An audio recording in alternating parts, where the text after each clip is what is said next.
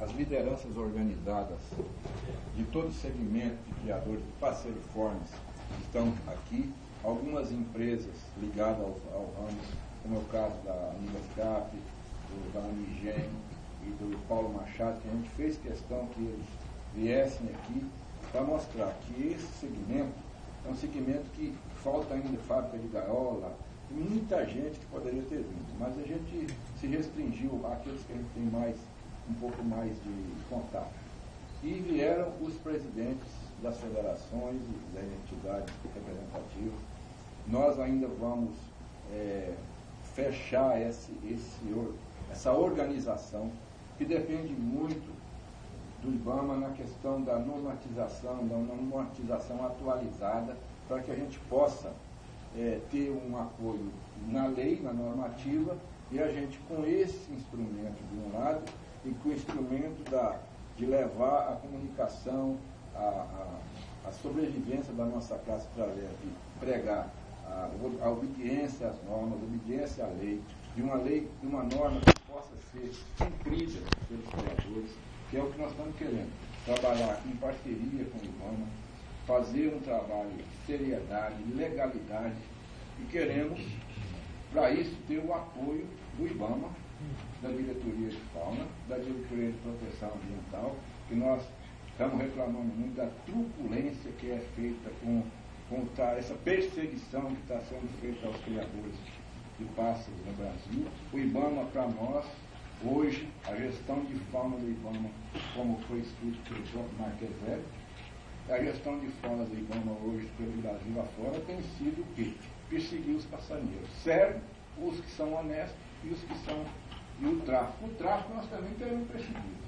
Nós queremos instrumentos. Por isso a IN nova, que possa ser cumprida, pode nos trazer uma transparência, nos trazer um trabalho que a gente possa desenvolver, e importante estar aqui presente. Eu fiz questão de chamar o Alexandre aqui, porque desde o primeiro mês que a Cobraco foi criada, e você sabe muito bem de todo o nosso trabalho, a Cobraco foi criada, nós escrevemos para o IBAMA, a anilha tem que ser de aço. Isso foi em 2003. O primeiro documento que nós escrevemos. Quando nós fizemos que a anilha tinha que ser de aço, nós estávamos querendo que não houvesse facilidade para ninguém praticar ilícito, para ninguém falsificar a anilha, coisa desse tipo. E esse processo não foi implementado, e vem aí a anilha de alumínio, a anilha que pode ser violada, e essa culpa todinha ficou em cima do criador, que tinha uma sensação de impunidade pela falta de fiscalização do próprio IBAMA. Viu, Ernesto? Eu não desculpa falar isso, mas o IBAMA não fiscalizou os outros oportunistas que se aproveitaram dessa facilidade, e o que aconteceu? Jogou toda aquela sensação de impunidade, jogou tudo nas nossas costas, e aí, de uma hora para outra, o criador, você tem um passarinho irregular lá, você tem isso, tem aquilo. Então nós estamos sendo multados, estamos sendo perseguidos no Brasil inteiro, coisas absurdas que têm acontecido por aí. Aqueles que estão errados, vocês têm que punir mesmo, e nós estamos de acordo agora. Perseguir o passarinheiro, perseguir a nossa classe por preconceito, isso nós não admitimos. Por isso, nós estamos agora abrindo esse diálogo com vocês. Queremos trabalhar na legalidade, na seriedade, mas que seja uma coisa que nós possamos cumprir aquilo que foi combinado. Por isso, Alexandre, eu gostaria que você dissesse para nós hoje aqui, a minha anilha é inviolável. Eu não sei se é de titânio, de porcelana, eu não quero mais ouvir dizer que o passarinheiro falsificou a anilha. Eu não quero mais dizer isso. E nós não representamos esse pessoal. Nós representamos aqueles que estão fazendo na legalidade. E não adianta vir em cima da gente, porque nós vamos arrumar mais deputados, nós vamos viajar o Brasil inteiro, nós vamos perturbar o IBAMA, se o IBAMA não aceitar fazer o trabalho que nós queremos, que é a anilha inviolável. Não é aceitar. Eu sei que vocês hoje é um novo... Então, Américo, se eu te peço isso, em nome da classe, estão aqui do Brasil inteiro. Os que não estão aqui estão de acordo com o que nós estamos falando. Então é só essa a palavra que nós temos que falar. Queremos legalidade, normalidade, queremos a anilha inviolável, pelo amor de Deus, tá, tia? E dona Rosina, com todo o respeito que eu tenho a senhora, que conheço há mais de 30 anos, eu gostaria da palavra de vocês. Valeu, muito obrigado.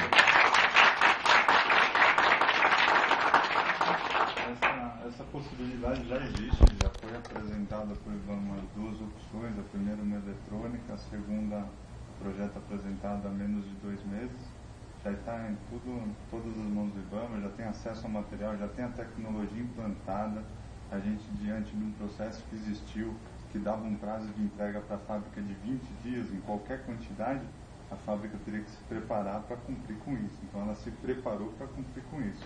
Então hoje a gente já tem toda a tecnologia instalada na fábrica, pronta para atender a qualquer momento a quantidade determinada pelo processo. E com uma garantia pré-determinada anti-falsificação e anti-adulteração. Então não pode ser clonada e não pode ser adulterada. Não pode aumentar e não pode repetir ela. Se isso for acontecer, é de fácil identificação pelo fiscal. E já está nesse documento. Bom,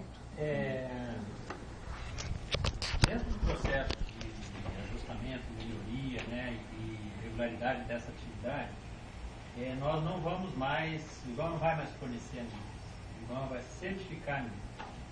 E nós estamos discutindo, eu creio que em 15 dias a gente já vai estar com essa IN já montada, uma IN específica para a certificação de anilhas, seja para o sistema dos passeriformes silvestres, né? Seja para os exóticos. Aliás, os exóticos nós vamos certificar as anilhas que as federações estão trabalhando. Inclusive agora, eu vim lá da Procuradoria, existe uma preocupação da Procuradoria com relação à questão de certificação, né? Então, a linha de pensamento é que o IBAMA tem que sempre determinar as coisas. Eu contrapus dizendo não, isso é um processo construtivo em que nós estamos fazendo uma integração com a sociedade para que a gente possa, sim, ao longo do tempo, conhecer com profundidade isso. Aí sim, se tiver situações irregulares, você usa os critérios legais para ajustar, né? Então, essa IN para os passeriformes, nos próximos 15 dias, nós já vamos estar com ela pronta, né? Então, vai estabelecer os procedimentos de como o IBAMA vai certificar as anilhas de cada um dos produtores, né? Então não vai ser mais assim, quero comprar 5 anilhas do IBAMA, não. O IBAMA ele vai entrar dentro do sistema, vai solicitar de acordo com o seu plantel, né, dentro das quantidades que a IN estabelecer, e o IBAMA sim vai dizer para a fábrica, no caso, você vai fornecer para o seu Henrique tantas anilhas com as especificações tais e tais e tais. E aí a negociação é entre vocês, né? Numeração, tudo.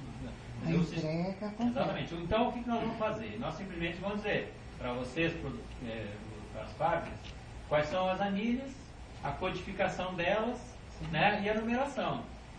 Aí a negociação é comercial, vocês com os produtores. Agora o produtor, logicamente, que ele vai ter que registrar no sistema as anilhas que ele recebeu e as que ele não ocupou, né? Quer dizer, para a gente dar o quê? Sair dessa... Porque nós como serviço público, nós temos dificuldades com relação a muitos processos de compra, de aquisição, né? Por exemplo, isso que aconteceu ano passado foi um absurdo. Quer dizer, a gente entrou com um processo de licitação em março, chegou em dezembro, não se concluiu o processo de compra. Quer dizer, brincadeira um negócio desse, porque tem um monte de entraves, um monte de dificuldades. Agora, certificando as anilhas facilita para todo mundo, né?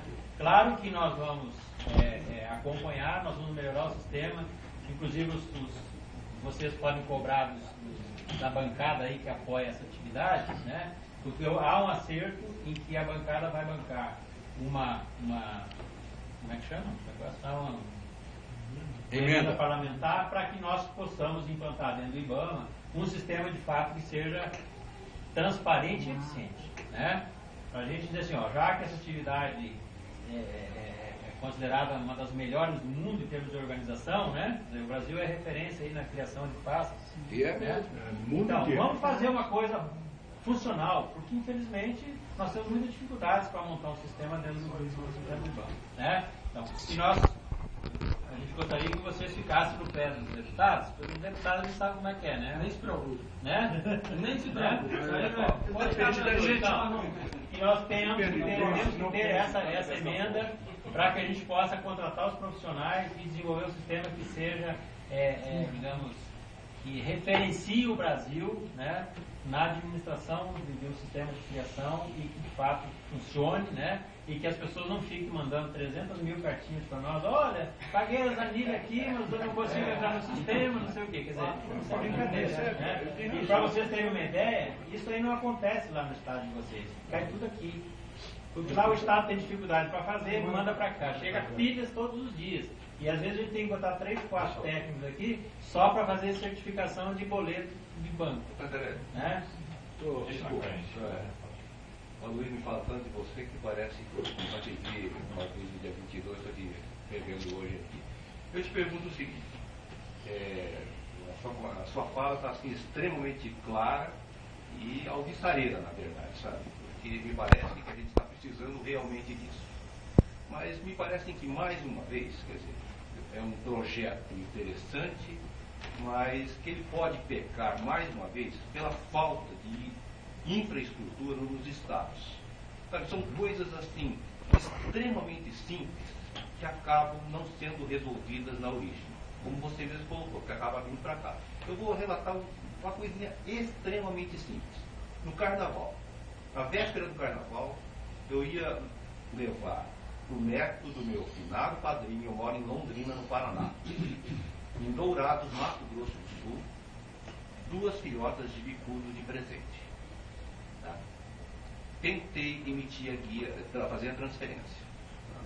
O sistema só emitia a primeira parte, não emitia o boleto. Tá? Cancelei, fiz a segunda vez. Obviamente com receio, porque poderia caracterizar alguma coisa perante a fiscalização, perante o sistema. Liguei para a unidade do IBAMA, que não é nem mais escritório, da 4ª maior cidade do sul do Brasil. O IBAMA não tem mais escritório, tem um posto avançado. Jonas, como é que é isso? Não sei. Liga para Curitiba. Já era horário, sim, sabe, véspera de viajar. Não liguei, não levei.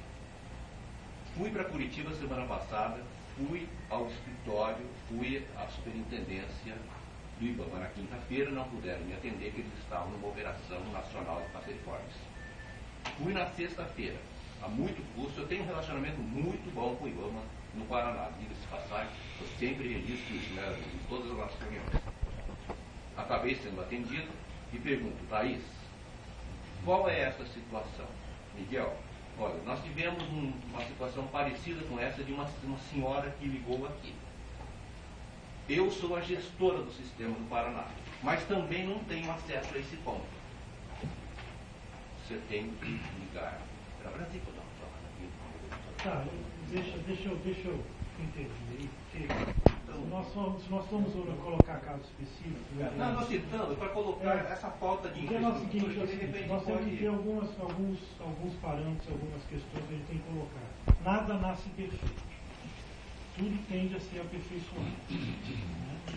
Nós estamos saindo de um processo bastante tumultuado, né, que a lei anterior era muito complicada, dava margem, tudo que dá margem à interpretação pessoal cria problemas, uma série de problemas, de um lado e de outro. O maior problema que a gente tinha com relação às anilhas era o problema da entrega pelo IBAMA. Era o problema da licitação. O IBAMA tinha que entrar no processo de licitação, aí depois o IBAMA repartia as anilhas pelos estados, e obviamente se deu margem a uma série de injustiça, uma série de desvios, inclusive até casos de corrupção de servidores, e claro, de um lado e de outro, servidores do IBAMA e do outro lado corruptor e corrupto. Exatamente. Que tentavam obter vantagem de uma maneira indevida. Usado o IBAMA e passaria. Minoria de um lado e minoria do outro. Mas em Minas eu não tenho conhecimento disso não, viu, Américo? O IBAMA de lá não tem conhecimento disso. Não vou entrar no aspecto. Estou falando que eu tenho que falar. Não estou localizando, veja bem, estou dando um exemplo aqui, mas isso aconteceu no conhecimento do IBAMA. Então, certamente a gente tinha que que eliminar esse tipo de coisa. Não dá para o IBAMA virar um balcão e ficar... Eu fui superintendente de Santa Catarina, eu ficava extremamente chateado e constrangido de ver as filas que tinham ali de representantes passarinheiros, né, para receber anilhas, e às vezes tinha um vento sul lá, que você sabe que a coisa não é fácil, e eles sem qualquer conforto, no vento sul ali, sendo chamado por uma senha para ir lá para receber anilha, aí o funcionário recebia na anilha. Isso é uma coisa, para que adianta a gente ter internet, ter tudo isso, no funcionário. A questão que você colocou, nós estamos dando um processo de modernização, nós estamos com o PDTI do IBAMA, que nós estamos passando fibra ótica aqui, nós estamos comprando equipamentos modernos, e o IBAMA vai entrar num processo de informática muito mais avançado do que realmente ele tem hoje. Então isso requer tempo, requer investimento, o custo que o IBAMA está, o investimento que o IBAMA está tendo é altíssimo, isso vai aprimorar, né? Agora, o que nós estamos introduzindo é o seguinte, o âmbito da questão é o seguinte, além da anilha, a questão do comércio. O que acontecia? Nós tínhamos atividade que se dizia amadorista e que tinha e tem um comércio muito grande, né? Isso nos causou uma preocupação, é o seguinte, porque nós estávamos convivendo com uma atividade que deveria estar pagando impostos e não pagava impostos. E o IBAMA poderia ser chamado à responsabilidade, porque ele convivia com uma atividade que sabia que tinha um comércio e que não fazia o recolhimento de impostos, e o IBAMA participando disso. Então o que nós resolvemos? Fizemos análise, fizemos reunião, inclusive o Cabral nos ajudou muito nisso, a DIP, de passar todo o perfil da quantidade de pássaros, aqueles que realmente queriam criar e os que queriam ter só o passarinho na gaiola, botar o passarinho ali, cantar o bicudinho, colher o adeiro, alguma coisa assim. E aí a gente viu que a grande maioria, em torno aí de 50%, não quer saber de criar, não quer, só quer lá ter o passarinho dele, não quer se incomodar. E a gente vê que tem uma certa quantidade que quer criar realmente e vender. Então nós criamos duas categorias, o criador amador e o criador comercial. Inclusive criamos o criador comercial para a gente sair do criador comercial, que é a 169, que é uma barreira burocrática tremenda que ninguém cumpriria, né? E aí, com esse criador comercial, ele vai, através, e aí o que nós estamos disponibilizando, a certificação que o Cantarelli fala, é o seguinte, nós vamos ter um banco de números de anilhas. Então a pessoa, quando chegar lá no site que ela vai requerer, vai ter anilhas identificadas por estado, né? Vai, dentro do que nós vamos colocar uma identificação do criador, o criador comercial, então vai ter umas letras que vai identificar, e a numeração, né? E o ano que isso é emitido. Ele vai entrar ali, vai pedir 50, 100 anilhas, e aquele banco de anilhas vai gerar uma numeração, isso vai gerar um comando, ele vai indicar se tiver uma indústria credencial de 2 ou 3, não sei, não há tantas assim que têm competência para fazer anilhas invioláveis, que nós vamos ser bastante severos na questão das anilhas, isso que é um interesse